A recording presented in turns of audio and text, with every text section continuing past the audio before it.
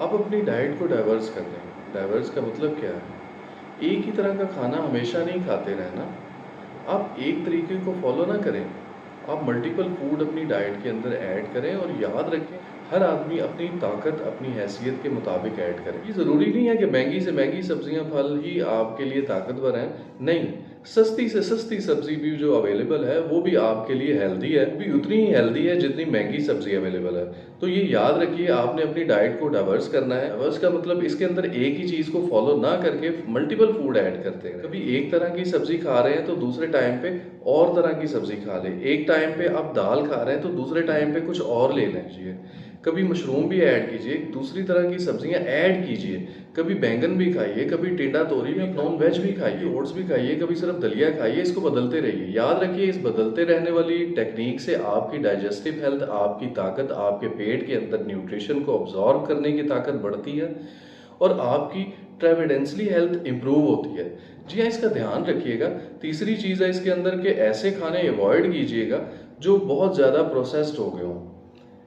हर वो खाना जो केमिकल मिलाकर पैकेट में बंद कर दिया गया हो, इसके अंदर प्रिजर्वेटिव, इन्हेंसर, कुछ कलर और कुछ एजेंट मिलाकर वो सील कर दिया गया हो, इसकी शेल्फ लाइफ बढ़ाने के लिए ये खाना प्रोसेस्ड हो जाता है। ये खाना आपके लिए हेल्दी नहीं रहता।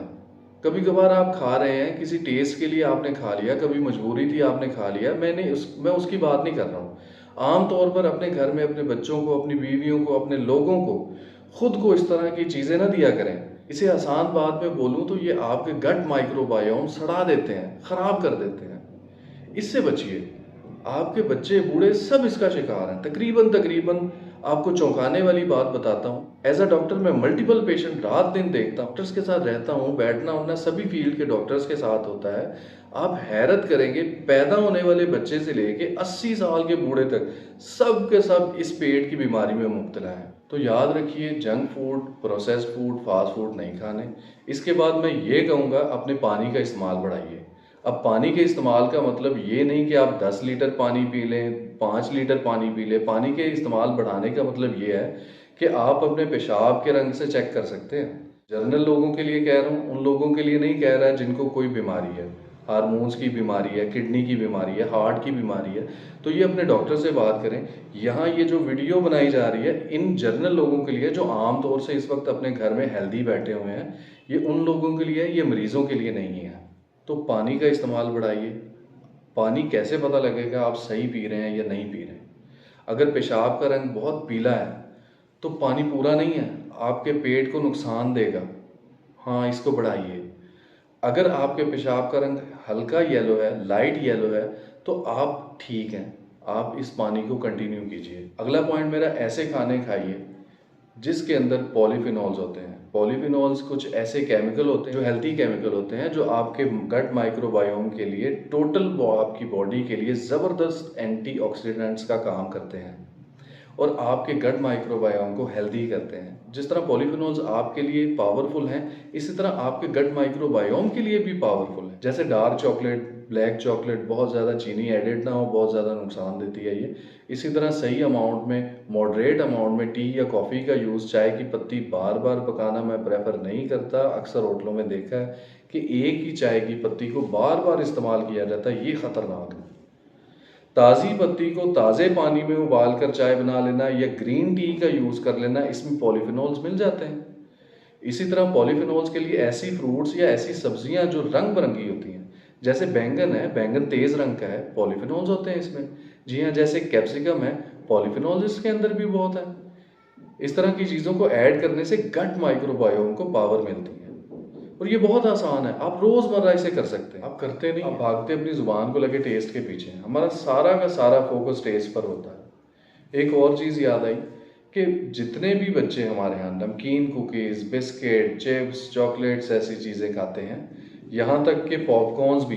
देखिए, पॉपकॉर्न्स को तो हम हेल्दी समझते हैं ना, लेकिन ये जो पैकेट बंद पॉपकॉर्न्स आने लगे हैं, इसके अंदर टेस्ट इन्हेंसर डाले जाते हैं।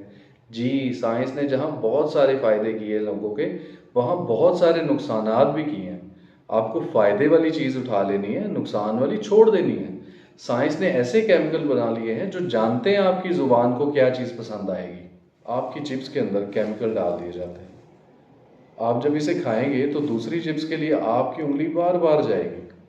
फिर आप जब दूसरा उठाएंगे तो तीसरी तरफ आपका हाथ अपने आप जाएगा, क्योंकि आपका ब्रेन इसे क्रैब कर रहा होता है। जी हाँ, तो इस तरह के जो केमिकल मिली चीज़ें इनसे आपने अवॉइड करना है। पॉलीफिनॉल्स लेना है। कोकोआ बटर भी बहुत हेल्दी चीज़ होती है, कॉफ़ी के अंदर भी मिक्स करके लिया जा सकता है। कोकोआ बटर ड्रिंक्स अलग से भी पिया जा सकता है, इसमें भी पॉलीफिनॉल्स बहुत होते हैं। इसके साथ साथ है कि आपने खाने में क्या क्या करना है। जब आप अपने खाने को लेकर बैठें तो कोशिश कीजिए चबाकर आहिस्ता आहिस्ता खाइए। ये सदियों से बात हम अपने बुज़ुर्गों से सुनते आ रहे हैं। यूनानी किताबें, आयुर्वेदिक किताबें सब इससे भरी पड़ी हैं कि स्लोली खाना है। आज साइंस भी इसको साबित कर रही है। जितना जल्दी जल्दी आप खाते हैं, आप रॉ फूड को अपने पेट के अंदर फेंक देते हैं, और इसके प्रोसेस होने में, पेट के साथ इसको एसिमिलेट होने में बहुत टाइम लगता है।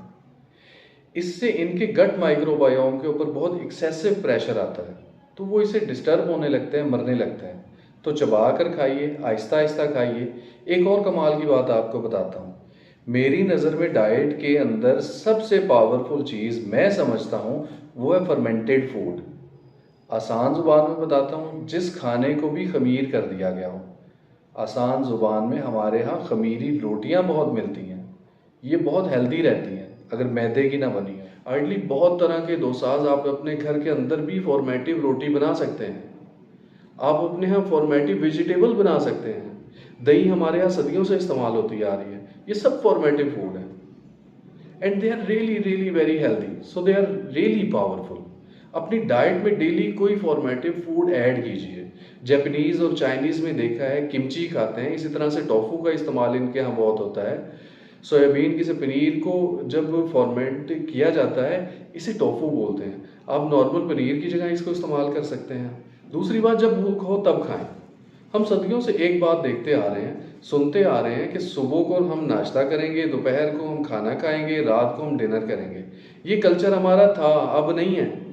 आपको भूख है या नहीं है, आप तब भी खाते हैं। आप सोचते हैं भूख तो नहीं है पर डिनर का टाइम हो गया है। नहीं, ये सही नहीं है। आज से 100 साल पहले ये बात होती तो सही थी, जब लोग सब मेहनती थे, सब मेहनती थे। अब वो कल्चर नहीं है।